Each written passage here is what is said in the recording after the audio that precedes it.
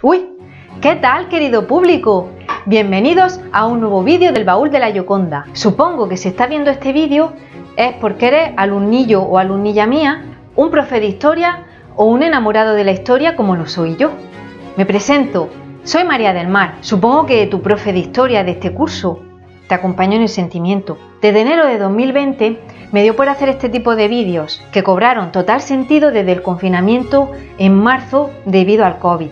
En todos ellos saco un disfraz de mi baúl para que hagáis un viaje lo más real posible por la historia y de paso para que nos echemos algunas risillas. No todos mis vídeos están colgados en YouTube y algunos de ellos los he borrado porque son demasiado largos, pero los editaré. Hoy he sacado de mi baúl este disfraz tan bonito, con estos pendientichos, esta peluquilla, las flores, que no falten flores, y es de María Antonieta, Antonia para los amigos. ¡Antonia, sube para arriba! Bueno, ¿y qué hago yo gritando? Hay algo en este capítulo que no va con mi forma de ser. La mujer de Luis XVI, rey de Francia durante parte del siglo XVIII. Es decir, dejo ya de ser laseño, no soy laseño, soy María Antonieta. Os voy a contar la historia de cómo mi pobre cuello acabó guillotinado, es decir, y para ello debo retrotraerme al siglo XVII para contaros los antecedentes de mi desgracia. Este que veis aquí es mi palacio, el Palacio de Versalles, que está en París. En concreto, estamos en la Galería de los Espejos, muy bonita y muy famosa. Aquí en este palacio me he pegado yo unas fiestas del copón.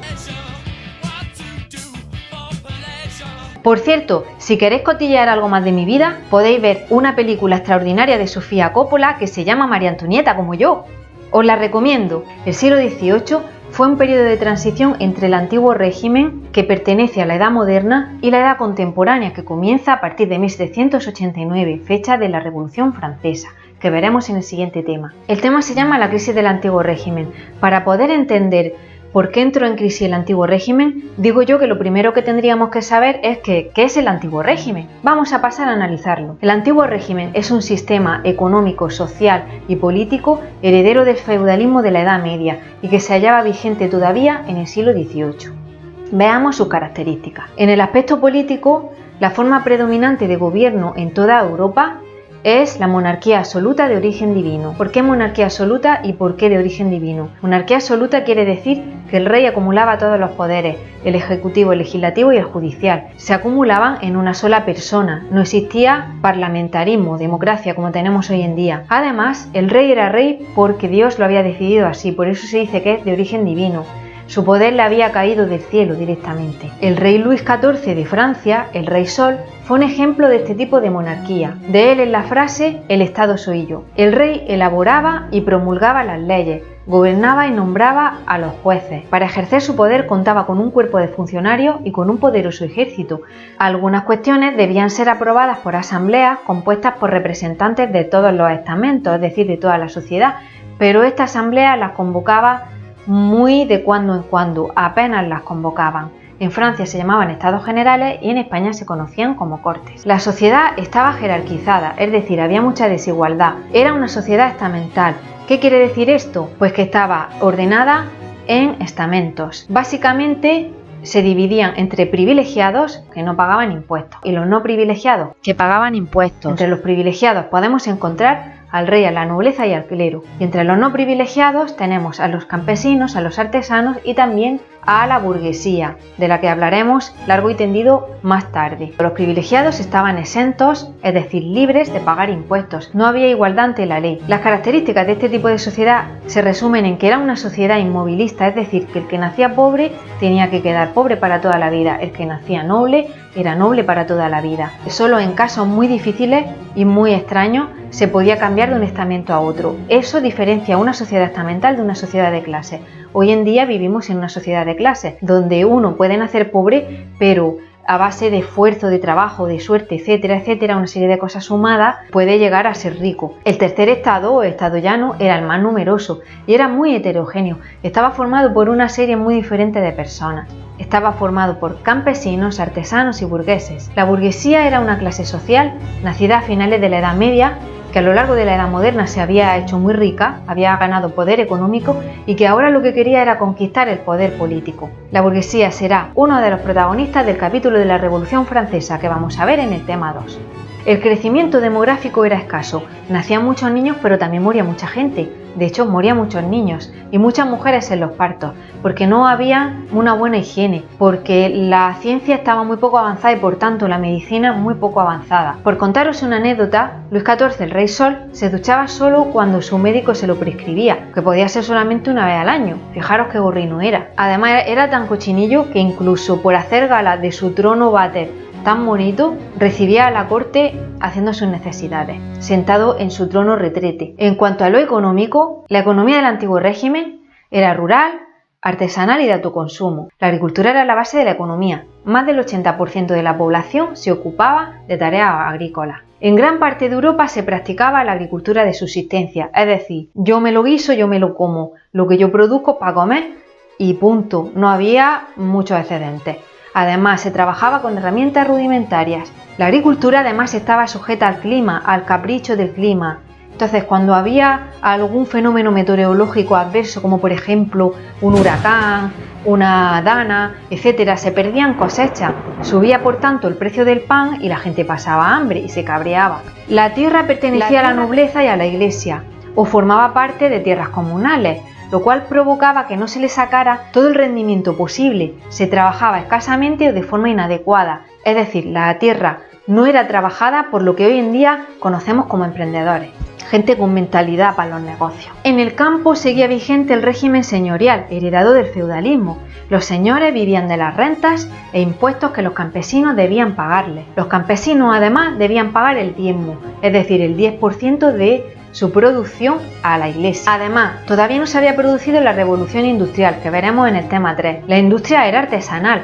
Las actividades artesanales estaban controladas por los gremios. Estos eran asociaciones de artesanos del mismo oficio que regulaban la producción, controlaban todo lo controlaban. Nada de mercado libre. Los artesanos trabajaban en pequeños talleres con herramientas sencillas. Pero, la revolución industrial se iba fraguando. Es en esta época cuando surge el Domestic System, sistema de producción que se desarrolló al margen de los gremios y que suponía una separación entre el trabajador y los medios de producción, que es una de las características de la revolución industrial. Y esto es porque cuando comienza el comercio a larga distancia, los comerciantes compran a talleres para vender a otros mercados, pero llega un momento que no hay suficiente producción, entonces deben buscar gente al margen de los gremios, que están muy encorsetados, tienen muchas normas. Los comerciantes aportan los medios de producción y las materias primas a trabajadores para que fabriquen esos productos. Además, la monarquía potenció la creación de manufacturas reales o reales fábricas, que eran como grandes talleres artesanales que se centraron en la fabricación de armas y artículos de lujo. Estas eran, además, instalaciones con una mano de obra asalariada. Vamos a pasar a hablar del comercio. El comercio interior era muy débil porque además no había unas buenas comunicaciones, pero el exterior creció gracias al aumento de intercambios con América y Asia. Compañías privilegiadas como la Compañía de las Indias Orientales monopolizaban las relaciones comerciales en ciertas zonas del mundo. Además, también se desarrolló el llamado comercio triangular, conocido así por el dibujo que describía la circulación por el océano Atlántico que hacían los barcos. Desde Europa bajaban a África. Allí intercambiaban productos manufacturados de poco valor, no sabían nada, por esclavos. A estos esclavos los llevaban a América para venderlos, donde trabajaban además los pobres de una forma infrahumana en las plantaciones de algodón, que fue allí más tarde cuando ellos empezaron, digamos, a componer de forma oral los cantos de trabajo que están en la base de la música jazz. Con los beneficios que obtenían por ellos,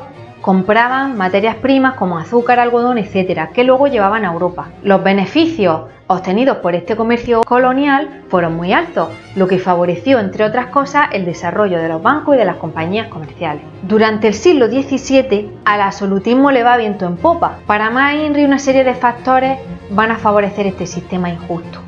Uno de ellos es el mercantilismo, que es una teoría económica que se basaba en el proteccionismo y en la acumulación de metales preciosos. Es un sistema que va a requerir de una gran unidad nacional, lo cual beneficia a la monarquía absoluta. Es importante el fortalecimiento de la figura del rey para mantener este sistema. Por otra parte, hay una oposición entre la aristocracia, que tiene mucho poder, y la burguesía, que tiene mucho poder económico pero que quiere conquistar el poder político. Un tiempo atrás, porque esto es algo que viene de lejos, la burguesía va a ir dando poder, cada vez más poder, al rey en su lucha contra la aristocracia, para que la monarquía favorezca a su vez a la burguesía. Por otra parte, hay numerosos conflictos religiosos y movimientos revolucionarios durante el siglo XVII que hacen que la figura del rey para algunos signifique un símbolo de unidad, una figura necesaria para que haya unidad y un elemento unificador, dador de paz. Encima, una serie de pensadores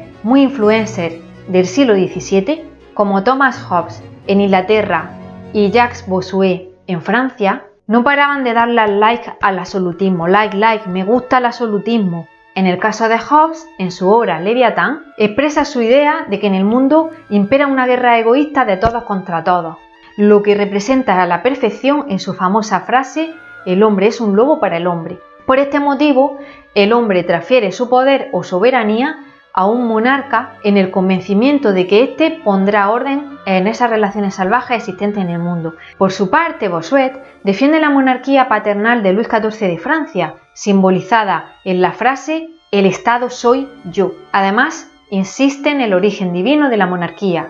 Dios ordena la monarquía autoritaria absoluta. Dios ha hecho así con un rayo de luz, le ha caído al rey y el rey es rey porque Dios ha querido.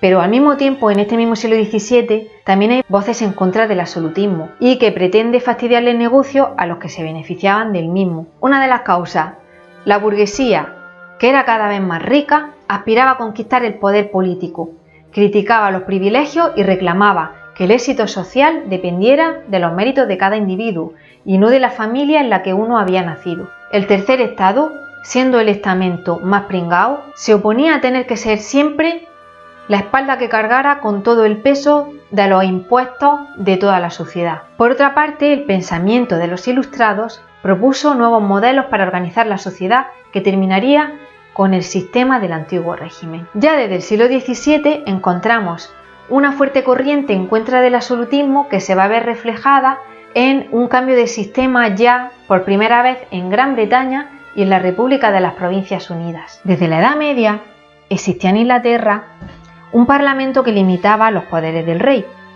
pero los monarcas ingleses intentaban limitar su participación al mínimo. Claro, ellos lo que querían era mandar ellos en todo. Durante el siglo XVII y en el XVIII tuvieron lugar una serie de revoluciones que terminaron por instaurar una monarquía parlamentaria en Inglaterra, es decir, una monarquía con un poder limitado por el Parlamento. Con el juramento por parte de Guillermo de Orange de la Declaración de Derechos o Bill of Rights se logra limitar el poder del rey. Estas revoluciones llegaron a ser bastante hardcore, de hecho, en la primera de ellas llegó a rodar la cabeza de Carlos I de Inglaterra.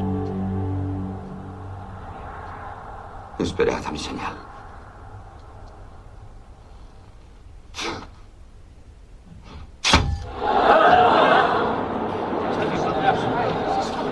También en las Provincias Unidas de los Países Bajos se implantó un sistema de gobierno no absolutista. Los Países Bajos habían pertenecido a la corona española cuando este era un gran imperio durante los reinados de los Austrias mayores, es decir, de Carlos I de España y V de Alemania y de Felipe II. Pero en 1648, en tiempos de Felipe IV, se independizaron de España y se convirtieron en una gran república en la que el poder era ejercido por los ciudadanos más influyentes, por la burguesía. Y ya por último, una vez analizado qué es el antiguo régimen y cuáles eran las corrientes que estaban a favor y en contra del absolutismo, así como los pioneros del parlamentarismo, vamos a recopilar y decir muy brevemente las causas de la crisis del antiguo régimen. En primer lugar, tendríamos que hablar de que en el siglo XVIII se produce un crecimiento económico, lo cual le va a dar bastante poder a la burguesía. La burguesía, por su parte, aspiraba a ganar poder político, un poder que estaba acumulado en una sola persona, en el monarca absoluto. Otra de las causas es que el pueblo llano no estaba conforme con su injusta situación.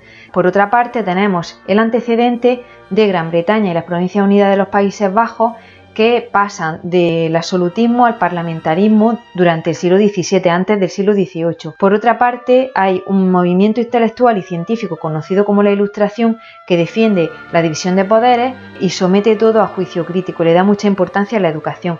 Este es el que vamos a ver en el siguiente vídeo. Y por último, nuevos modelos sociales y políticos en conexión con la Ilustración, como son la teoría de la división de poderes, la del contrato social, la fisiocracia y el capitalismo, que vamos a ver también en el siguiente vídeo. Bueno, muchachada, y hasta aquí, y ya bastante por hoy, hemos llegado con esta primera parte del tema 1. En el siguiente vídeo estudiaremos la Ilustración y el neoclasicismo y ya en el último, España en el siglo XVIII.